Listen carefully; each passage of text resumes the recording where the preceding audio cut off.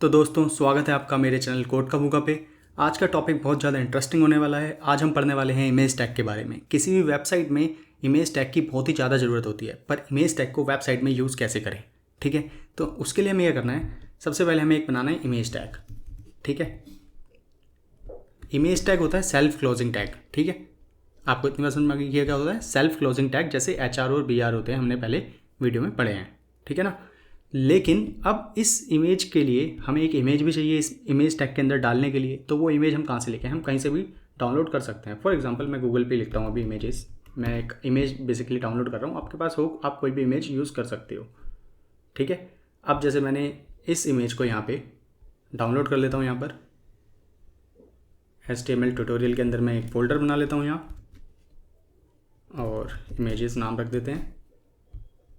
और इस फोल्डर के अंदर मैं एक इमेज डाउनलोड कर लेता हूँ, image1 के नाम से।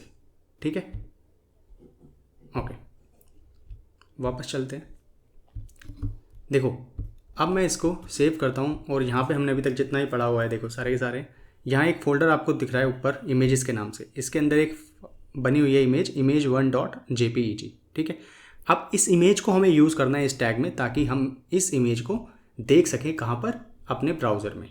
ओके, तो अब अगर मैं इसको ओपन विद लाइव सर्वर करता हूँ, तो देखो अभी यहाँ पे कुछ भी नहीं आया। आप देख रहे हो ना, कोई इमेज नहीं, क्योंकि अभी तक हमने यहाँ पे इमेज दी ही नहीं है। ठीक है, तो इमेज देने के लिए हमें क्या करना होता है, यहाँ पे लिखना होता है SRC। ठीक है, और वो इमेज यहाँ पे लगानी है। अब सबसे इम्पोर्टेंट समझना, जैसे ये फाइल कहाँ पड़ी हुई है, देखो यहाँ चैप्टर 16 जैसे पड़ा हुआ है, ये कहाँ पड़ा हुआ है, HTML ट्यूटोरियल के फोल्डर के सीधा अंदर। और ये इमेज किस फोल्डर में पड़ी हुई है, इमेजेस वाले में, यानी कि इससे बाहर। तो जब कभी भी हमें इस फाइल से एक स्टेप पीछे जाना होता है, बाहर जाना होता है थोड़ा, तो हम क्या करते हैं, हम यहाँ लिखेंगे ./images। ठीक है, इमेजेस वाले बात पे गए, और यहाँ से image1.jpg हमने ऐसे लगा दिया। ठीक है, होप आपको ये क्लियर हो गया होगा, कैसे हम एक डॉट ला के स्लैश दिया और पीछे की तरफ गई। तो ये इमेज हमने लगा दी, इसको सेव करते हैं। देखो ये इमेज यहाँ पर दिख गई। ठीक है, अब मैं इसको पहले वर्ड रैप कर देता हूँ, ताकि हमें फाइलें दिख सकें आसानी से। अब ये आपको इमेज दिख रही है यहाँ पर। अब इस इमेज को हम छोटा बड़ा भी कर सकते हैं। ठीक है, इस इमेज को हम छोटा बड़ा भी कर सकते हैं। कैसे, साइज देके। जैसे मान लो मैं यहाँ देता हूँ विड्थ 200, सेव करते हैं। देखो फाइल कितनी छोटी सी हो गई है इमेज। ऐसे ही आप इस इमेज को और बड़ा कर सकते हो। जैसे मैं यहाँ लिखता हूँ 600, सेव करते हैं, देखो कितनी बड़ी हो गई। ऐसे ही आप हाइट भी दे सकते हो। ठीक है, जैसे आपने विड्थ दिया है, इसको बड़ा करके देखते हैं। ये देखो, इस तरीके से आप इमेज को छोटा बड़ा भी कर सकते हो विड्थ और हाइट की मदद से। अगर मैं यहाँ चाहूँ हाइट लिख दूँ, तो हाइट के हिसाब से वो स्ट्रेच हो जाएगी, देखो इमेज, है ना। तो इस तरीके से आप लिख सकते हो। होप आपको एक क्लियर हो गया होगा इमेज टैग किस तरीके से काम करता है।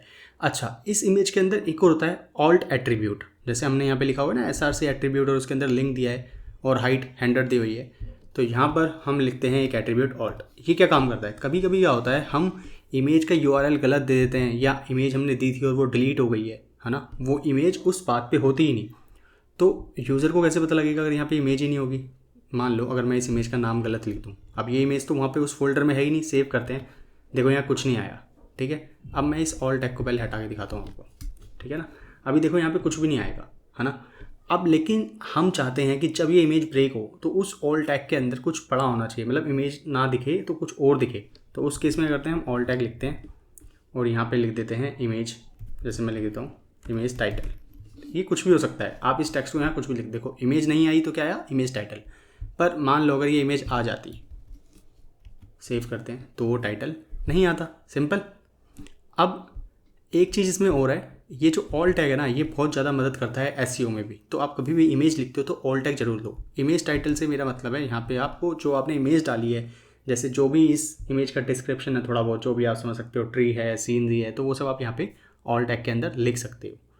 होप आपको बिल्कुल क्लियर हो गया होगा इमेज टैग किस तरीके से काम करती है। अब जरूर नहीं है आपको ये जो पाथ इमेज का है, ये फोल्डर से ही देना है, ये आप सीधा URL भी यहाँ पे पास कर सकते हो।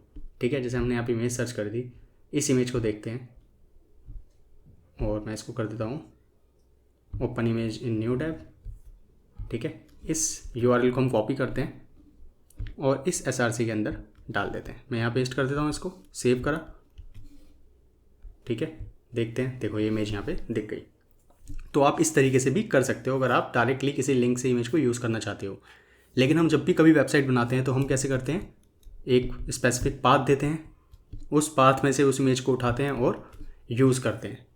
होप आपको बिल्कुल क्लियर हो गया होगा इमेज टैग किस तरीके से काम करता है और उसके अंदर जो एट्रीब्यूट हम ऑल टैग देते हैं उसके क्या क्या यूजेस हैं। सर्च इंजन ऑप्टिमाइजेशन में ऑल टैग का बहुत बड़ा योगदान है, तो आप उसको भी यूज़ करें उसके अंदर। तो आज की वीडियो में इतना ही, मिलते हैं नेक्स्ट वीडियो में। Thank you so much.